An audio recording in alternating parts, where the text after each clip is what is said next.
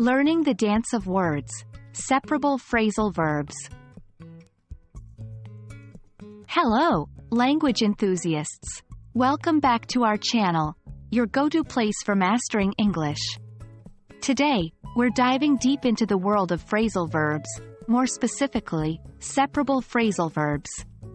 We're focusing on one particular structure: verb plus object plus particle. This might sound complicated, but trust me, by the end of this video, you'll be using this structure like a pro.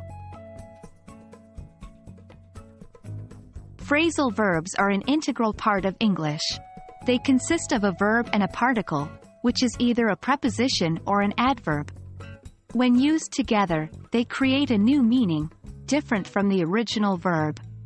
For example, turn means to move in a circular direction, but turn off means to stop the operation of a device.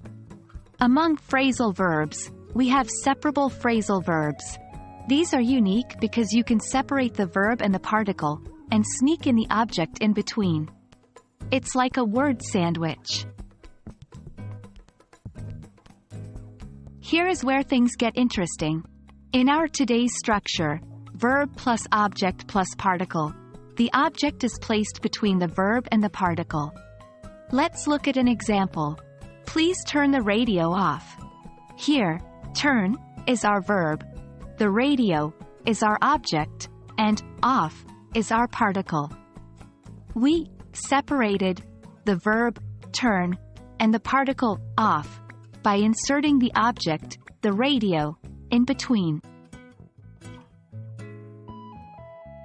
The best way to understand and learn separable phrasal verbs is by practicing. Here are a few more examples. 1. Can you pick your sister up from school? 2. I need to hand these assignments in tomorrow. 3. She put her book down and started to daydream.